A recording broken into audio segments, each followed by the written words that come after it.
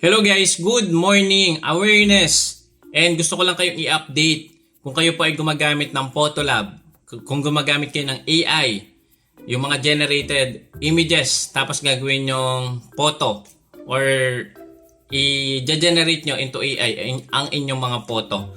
So isa na dito si Ma'am Ruby na demonetize or nagkaroon ng disabled monetization dahil sa Photolab. Yes guys, that's true. Photolab po ito pero hindi ko sinasabing lahat ng post nyo sa Photolab ay magiging subject sa ganito.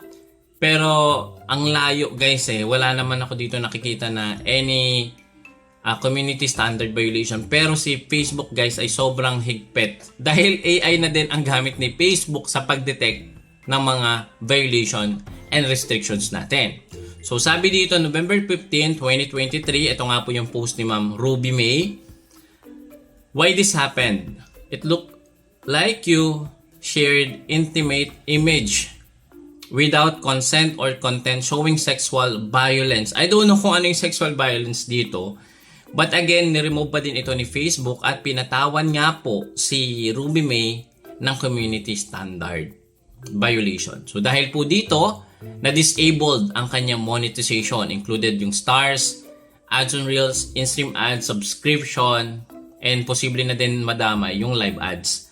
So your content goes against our community standard on adult sexual exploitation. I don't know, may something unusual ba dito sa picture na to? So, di ba parang wala naman? So next naman, papakita ko sa inyo, ito, profile has some issue. Pag nakita nyo nang nagdilaw ang inyong profile, ibig sabihin talaga, medyo mabigat ang na-share natin. Medyo mabigat yung parusa na receive natin. So sabi nga dito, yung mismong post ay remove automatically ni Facebook. At wala na tayong way para ma-delete manual. And then, automatically din, ang kanyang recommendation, yun, not recommendable na. And then restricted monetization na din. Ay, grabe. Grabe guys. Kaya sabi ko sa inyo, before kayo mag-post, make sure na comply sa community standard, partner monetization, and content monetization policy. Pwede niya itong i-appeal pero medyo matagal lang yung process dito. No? Pinakamabilis na dito magre-reply si Facebook 7 to 10 business days. Okay?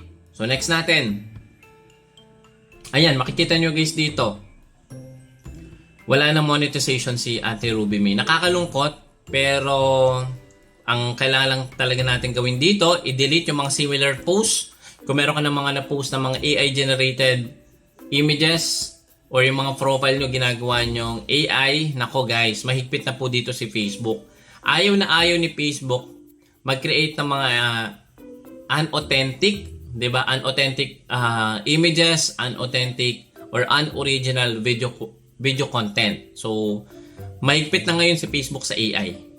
Okay guys, so I tell you, and gusto ko din kayong i-warn na hindi lahat ng nakikita natin ay pwedeng i-post. Hindi lahat ng nakikita natin sa ibang content creator na ginagawa nila ay pwedeng i-post. Pwede rin ito maging subject sa ating demonetization or disabled monetization. So, kapag si Ma'am Ruby May ay na-delete na ang mga violation or yung may mga, hindi lang po sa AI generated image. Pwede rin po sa video. Okay? Pwede rin po yung may mga song, kailangan na talaga niya i-delete ito. Kailangan niya i-delete yung mga multiple posted, unoriginal, or limited originality of content. And tsaka niya po kailangan tong i-request for another review. Okay? And then, eto nga po sabi dito sa community standard, si Ate Ruby May shared content that was removed by Facebook because our technology detected that it goes against our community standards. Grabe, this content was removed on November 15. So yun nga guys, na-remove na nga itong account niya. So ano nga ba yung mangyayari sa atin kapag nagkaroon tayo ng ganito? Sabi dito, how this affect you? In stream ads, you can earn money from your video. Walang mag-a-appear na ads, hindi tayo pwede makareceive ng stars. Sabi dito, you have lost the ability to earn money from in-stream ads for 7 days. Sa in-stream ads if you have another community standard, take note, kapag tayo ay nagkaroon ulit ng community standard within 90 days or 3 months, you will lose the ability to earn money from in-stream ads or at least 30 days. Pag daw tayo ay nakakommit ulit ng community standard within 90 days, pwede tayo maging permanently disabled sa in-stream ads or ang pinaka mababa ay 30 days. So be very careful magkaroon ulit ng similar posted videos or content na magkakaroon ulit ng community standard. And then paano naman maapektuhan yung stars? You can't receive stars automatically kapag community standard. You have lost access for 30 days, wala siyang stars. If you have another community standard or intellectual property violation within 90 days, you will lose access for at least 90 days din. Ganito yung nangyari sa akin, guys. Nagkaroon ako ng community standard. 4 months akong walang stars. Okay, buti na lang di pa uso yung mga live doon.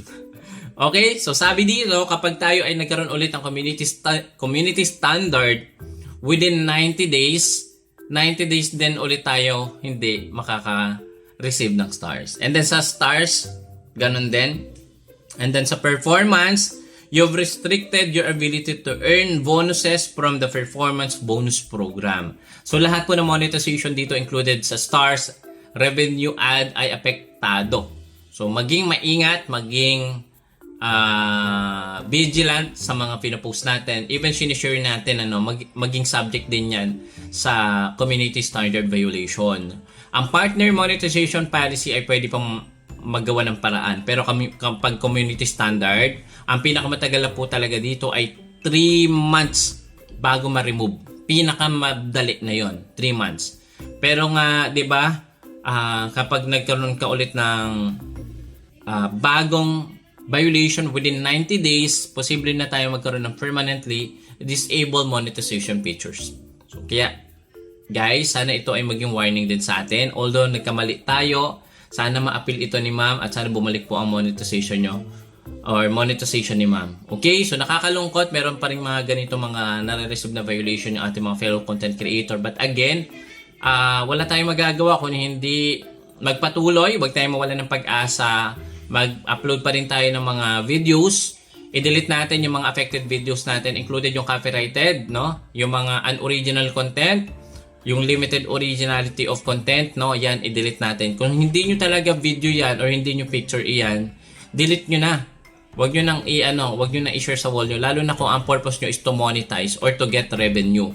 Guys, ganito, no? Hindi po ito kasalanan natin.